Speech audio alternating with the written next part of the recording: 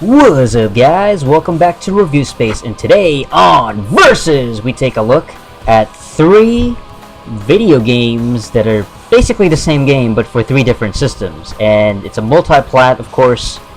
The Soul Calibur II, PS2, Gamecube, and Xbox versions, and we'll see which one of these Soul Calibur II titles is the best. Alright, so let's do this.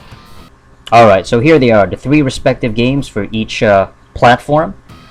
And really there's only one main difference in each game, is that each one of them has an exclusive character. For the GameCube, they have Link from the Legend of Zelda series. The Xbox had Spawn, you know what I'm saying, by Todd McFarlane, the comics. And of course, the PS2 version has Heihachi from the Tekken series. Alright, now taking a look at the, let's take a look at the covers and like the packaging for each one, because all of them have pretty cool packaging actually. Like for example, here's the PS2, and this is a greatest hits cover, so it's got the red label. Naturally it would just be black, and it wouldn't even have this greatest hits sign to it, so this part here would be white. I actually had the 3-pack version that came with Tekken Tag and Tekken 4. And reading the back, as you can see, there's sort of a blue motif going on here, like the text is colored blue. Transcending history in the world, Tale of Souls, etc. 4 years have passed. Even the back of the text is a colored blue, like sky blue kind of thing. And the sword itself, you know, there's just a bluish color to it. And of course you got Heihachi just chilling.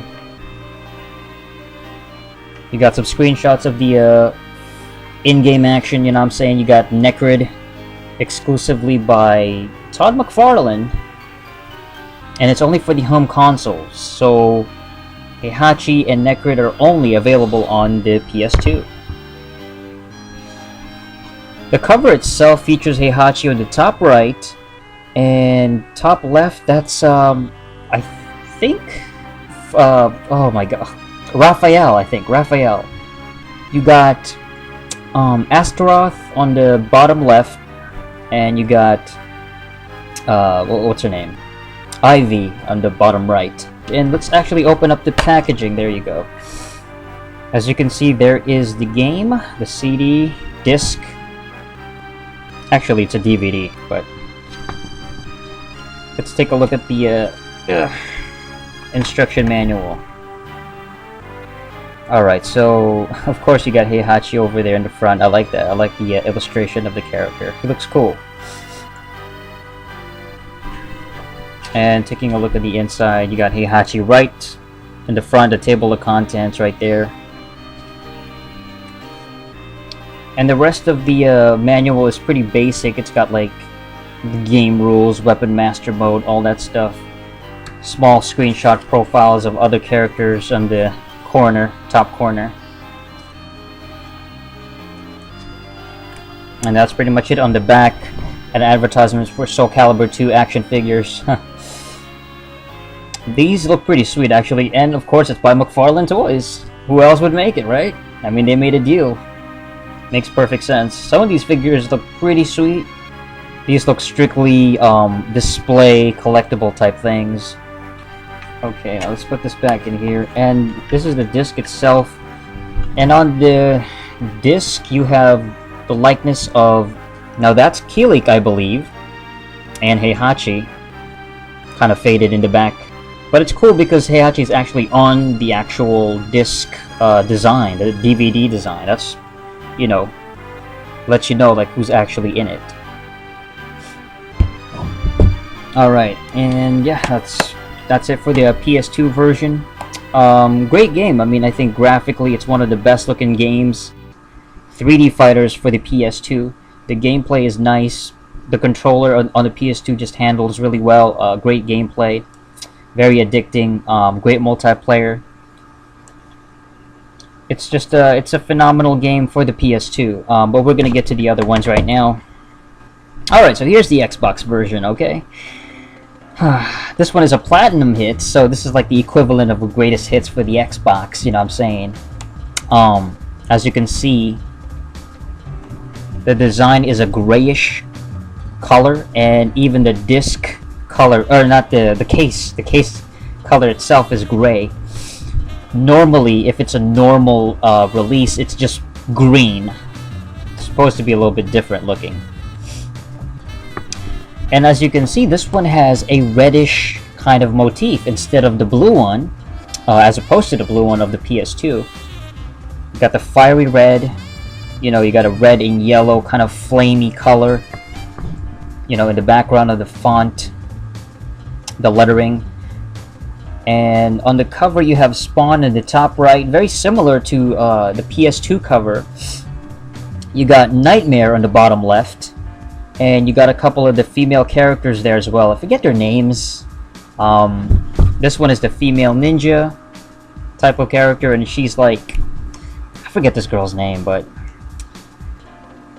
yeah, she's kind of like the equivalent of like Ling Xiaoyu, that type of character. You know, that skinny Asian girl that looks like a teenager. Yeah, in the background, you know, the back you have the font text, all in colored red. You got a picture of Spawn, and you got screenshot images of like Astaroth, Necrid, and Spawn, of course.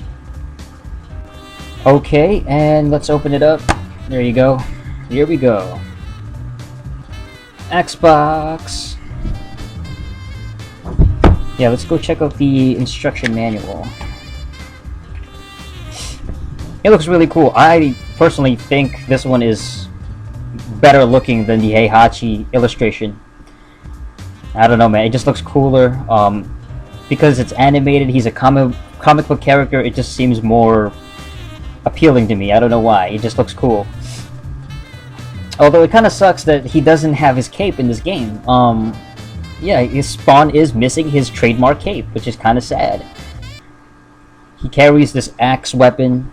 You know, he's got like this medieval axe thing. It would have been sweet if he actually had the version of medieval Spawn. That would have made more sense, because Soul Calibur is like medieval stuff, right? Like warriors from like 500 years ago or something. But instead we get normal Spawn basically, and without a cape. Alright, let's look inside, and of course the table of contents. Right off the bat you got Spawn. The rest is pretty much identical to the PS2. Of course you got a, you know, really cool design of a Spawn over here. That looks awesome. Yeah, the rest is just your basic stuff, the same things, basic techniques, weapon master mode. Now we do have the Soul Calibur II action figure ad, but it's at the last page. But on the back you have a advertisement for Kill Switch.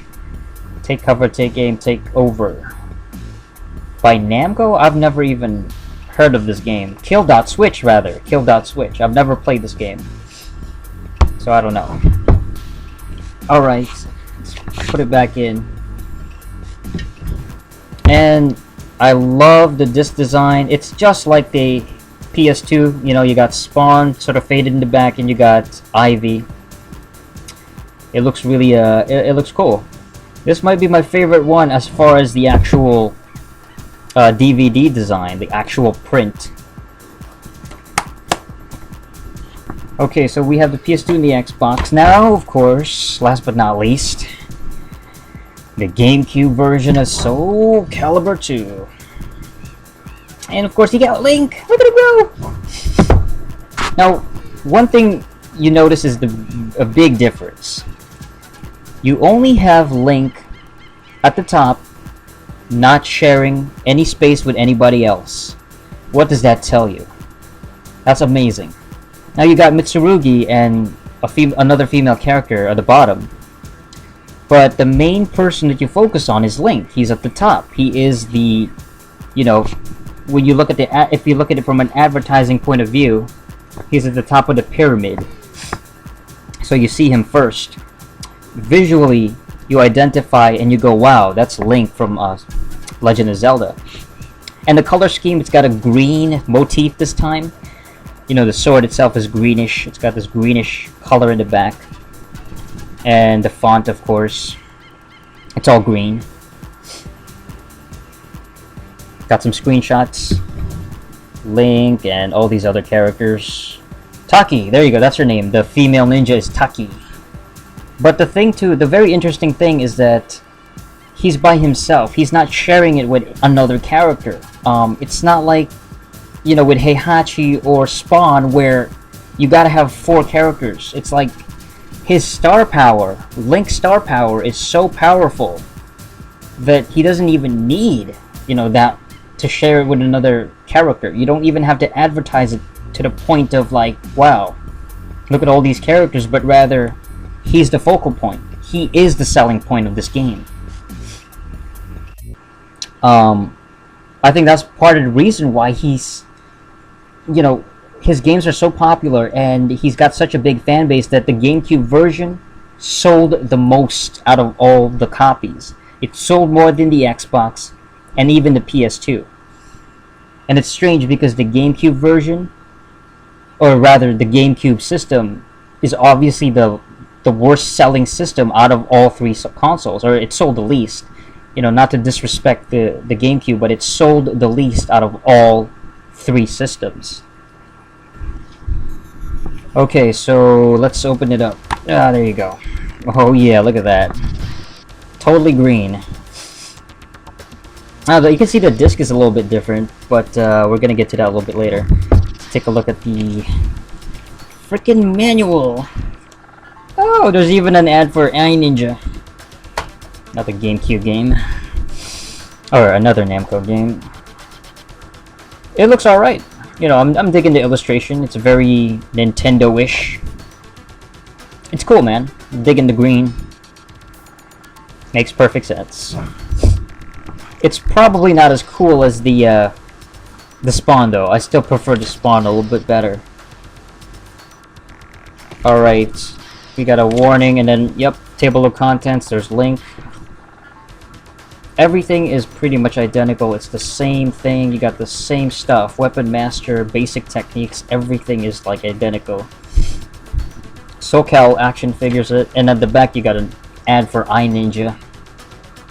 Which is another telling thing, which is like, okay, so we had an advertisement on the Xbox for like a shooter, and then we have this kind of, you know, childlike looking game, iNinja. It's like an action, almost like a platforming type of game. I've never played this game, so I don't know, but that's what it looks like.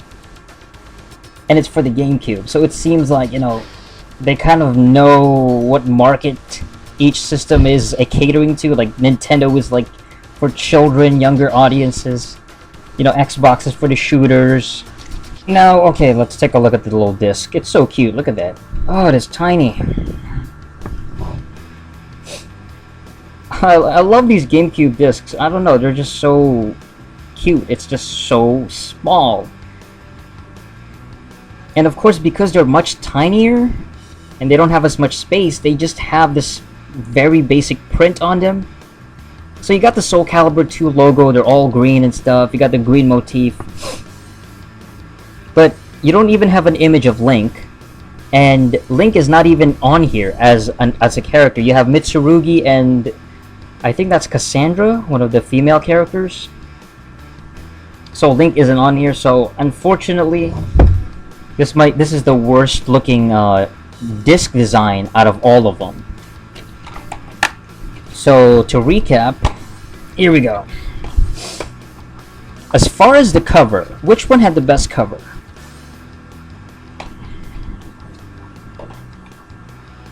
I like red because it's my favorite. Yeah, it's my favorite color, but you don't even really, you can't really tell that that's Spawn right from the jump. Like, I had to really focus and be like, huh, that's Spawn? You know, it takes a while for me to actually kind of comprehend that that's Spawn. Like, if somebody never pointed out that this was Spawn and I never knew that he was in the game, I wouldn't have recognized him. Because it's like, yeah, that's his face, but you can't really kind of tell, you know. It's like his most distinguished features aren't on here. His cape isn't on here. His entire, like, mask, body look isn't on here. Like, his facial design. It's the side of his face, and you can't really even tell that that's Spawn. So, this cover, as much as I like red, doesn't take the cake. Now the PS2 version has Heihachi, which is cool. You can, you can see his hair, and that's nice and everything. I mean, it's like right off the bat, that's Heihachi. But not a lot of people know Heihachi. Fans of 90s fighting games and Sony PlayStation might understand it, but you have to rely on like Ivy, Astaroth. You know what I mean? You have to rely on these other characters for star power. So this one looks cool, and I love the blue design, the blue motif. But overall, this has the best looking cover. The GameCube version, it just looks, I love it. You got Link right on the front. He's the only one at the top, so it's different. It's not 4 people, but rather 3. So this one has the best cover. Pretty good manual design, but it has the worst disc design. The best disc design would have to be, I would actually give it to, I'd give it to Spawn, the Xbox version, and of course, again, the best manual would have to go to the Xbox version because Spawn looks so awesome. I mean, just looking badass. Unfortunately for the PS2, it does have a really cool color like the blue, but it's just not enough, you know what I mean? It's just like, it doesn't really stand out. Aside from the bluish color, everything else is just kind of generic, typical cartoonish look. Alright, now as far as graphics, all 3 games are actually quite comparable. I mean, they actually look really good for each system respectively. I will say this, like each one has the same kind of blurry kind of lines. It's got that sort of, the lines tend to look low resolution, like in the distance especially. I have a kind of a theory, and my theory is that the PS2 version was developed first and everything else was kind of modeled after it, meaning the Soul 2 versions of Xbox and GameCube were basically just the same thing, the same graphic engine, the same engine as the Soul 2 for the PlayStation 2. Like, basically, what Namco did was they made the version so even in terms of graphics. Now, the game looks good. Don't get me wrong, it looks amazing, it looks brilliant, especially from a game from 2003. The first Soul Calibur for the Dreamcast back in like 98 already looked good. It was a very good looking game, and then Soul Calibur 2 comes out. Namco does another good job, of delivering these amazing graphics. But let's face it, the Xbox is capable of, better graphics. It does process graphics better than PS2 and even GameCube. I would say GameCube itself has better graphics than the PS2. It certainly has better frame rate. So, graphic-wise, it's pretty even. It's pretty close. I mean, it's nearly identical. There is a small difference between the Xbox version and the PS2 version, meaning like the Xbox version, it's a little bit brighter, just a little bit, because the Xbox has like a brighter backlight. It just seems like the colors are a bit more bright. The PS2, slightly darker, just slightly, so the shadows are a bit more pronounced, but it's a little bit darker, just a little bit. And the GameCube's fine. I would say it's probably somewhere in between the Xbox version and the PS2. It sort of has that happy medium. And Link himself actually looks great. I mean, he's a very bright, shiny looking character. He just stands out. He pops out. Heihachi, his model looks alright. It looks good, but to be honest, I prefer playing him as him in Tekken. He plays better in that game. He just has more combos, more juggles, more everything in Tekken. He's just a better character to play in Tekken. So, in many ways, you're getting an inferior version of Heihachi here, a very dumbed down version. the Xbox version of Soul 2 with Spawn, Spawn looks cool, but he's missing his cape, you know what I'm saying? It's not completely faithful to the actual comic book series. It would have been cool with medieval Spawn, and I like that he has a couple of different costumes, you know, 2 different designs, but, and he's got, you know, he's wielding an axe, so that's really cool. It would have been sweet if he could use his actual cape as the actual weapon. You know, his chains, he doesn't have his chains. The game looks great. I mean, you know, all 3 games have good controls. They both function really well. They both very responsive, great gameplay. Multiplayer is awesome. Alright, if I had to choose in terms of gameplay, which one is better? Which one has the better controls, basically? Out of all of 3 of these, the PS2 plays pretty darn good. The Xbox, it's pretty smooth, you know, considering the Xbox controller is more FPS friendly and not so much with fighting games. The Gamecube works just as well as the PS2, you know, so there's really no problems with it. It's actually a little awkward with the PS2, surprisingly enough. You know, especially like charging up, and it just, that one just feels kind of weird. You have to press like punch and kick and block at the same time. Although you can do a shortcut, but it just feels awkward. This one, it's very easy, and it's also very easy with this. To be honest, I mean, I might have to go with this. Just a little bit. The GameCube version, as crazy as it sounds, plays a little bit better than all of them, than the rest. I don't know, it just feels better. I don't know, like charging up feels good. Controls are very quick and responsive. It's all pretty identical though. Like for example, like with the Xbox, whenever you punch or kick, it just feels kind of weird. Like every time you tap a button, you're touching this hard, bubbly buttons. Like when you punch, when you kick, it just feels kind of bumpy. With this one, yeah, the controls are a bit narrow. They're a little bit kind of close together, but it works fine. And this one is pretty good too, although you tend to use the D-pad a lot more than the actual the joystick or the control stick or whatever. Yeah, I mean, I think I prefer this one overall. The GameCube version has better controls, and it is what it is. That's a dumb saying, but I think I prefer this a little bit more. And plus, I love Link's gameplay. I love that he's so faithful to the game version of him, The Legend of Zelda. You know, he can throw bombs, he can shoot his arrow. I love that. I love playing a very faithful version, a rendition of this legendary Nintendo character. I mean, it's all about kind of that feeling of, okay, we're getting a faithful recreation of a character, so it just makes more sense with Link.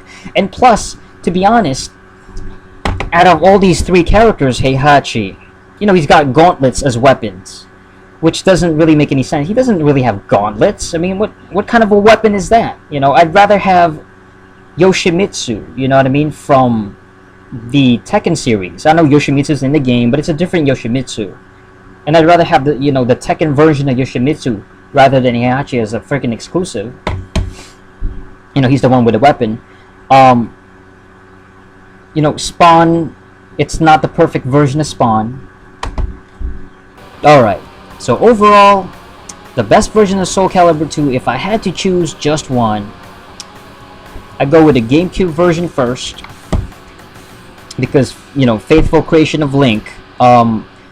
Great motif, great cover design, great graphics, everything is just on point. And you have the Xbox version. I would say this would come in second place, just because you get to play as Spawn and he's really cool, even though he doesn't really represent Xbox. You know, he's not really a mascot, and we haven't really heard of Spawn in a while, you know what I mean? Like, he's been out of the mainstream appeal thought for the past 10 years. This would come in third place. I think this is probably, if you could even say, it's the least desirable version out of all of them. I love the color motif of blue, but that's about it. I mean, I think that Heihachi was a poor choice. He's a Namco character to begin with. He's not really a PlayStation exclusive. It would have made more sense if you had somebody like Kratos. You know what I mean? Kratos has the weapons. He's got the rage. He's got the fighting game persona. You know, he's just this very aggressive character. But you know, sadly, Kratos wasn't made then. You know, he was first God of War came out in 2005. This game came out in 2003. Of course, you know, Kratos would eventually be in like Soul Calibur PSP, like Broken Destiny or something like that. Alright, so that's it. So the winner would in fact be the GameCube version. Alright. And you know what? Since we're in the topic of Soul Calibur, I want to talk about Soul Calibur 3. Soul 3 came out like in around 2005 for the PS2. And it was a PlayStation 2 exclusive. So it didn't come out for the GameCube, it didn't come out for the Xbox, just the PS2. I think it was probably some kind of exclusive deal, because the funny thing was, that game had a couple of new characters that resembled the exclusives from the opposing systems. So you had this new character, for example, named Tira, and she wore like a green leafy outfit. And from afar, you know, she kind of resembles Link from the GameCube version, you know. And then you also had this other character named Zasalamel, you know, basically a black guy in a cloak. He's very mysterious, and then he transforms into the boss, the final boss character. This character name, I think his name was, is it Abyss? And he's kind of like an undead type of metaphysical character, you know, it's kind of like this weird astral character. And it sort of resembled, you know, Spawn. Very similar to Spawn, because Spawn was, well, he was African American. He's a black character, and then he transforms into this undead hellspawn creature. I think this was Namco's way of making it up to Sony for basically releasing the weakest version of Soul Calibur II, you know, a game that came out, you know, years before. And so it was inferior to the GameCube version. It sold less. It sold less than the Xbox version. So, you know, you only have Heihachi. It was just the crappiest out of all of them. And it wasn't even a bad game. It was a pretty damn good fighting game, but it just wasn't as good as the competition. And Sony was having none of it. They were just like, screw this, you know, we're going to get a better Soul Calibur this time. So they got Soul Calibur 3, they got exclusive rights to it, and they got these rip-off characters of Link and Spawn. So we got Abyss, aka Zasalamel, and frickin' Tira. As far as the game itself, I had Soul Calibur 3 for the PS2, and it sucked. I'll be honest with you. It wasn't a bad game. There was a great game behind it, but it had a game-killing bug. You know, it had this glitch in it that was just, it corrupted your file, you know what I mean? It corrupted your save file, and it was just ridiculous. There was a way around it, but that game shouldn't have had a freaking glitch to begin with. You know, it felt like Namco rushed it. And the fact that it had an autosave glitch that corrupted your file, and it happened to me, and I was just like, screw this. And you know, there's a mode called Chronicles of the Sword, which was basically kind of like weapon master mode, but it was a bit more strategy derivative, and it was so redundant, very boring. I don't want to get too much into it, but it sucked. It was very, very tedious. You know, don't get me wrong, like the graphics was great, you know, it looked like a really good game. The characters were interesting, the new ones, you know, even the rip-offs like Tira and Zasalamel, they were cool characters, you know, in their own rights, but, you know, what's her name? The other female, Setsuka, you know, she was cool too. It's just that the game just had too many problems, so I ended up getting rid of it. Screw Soul Calibur 3.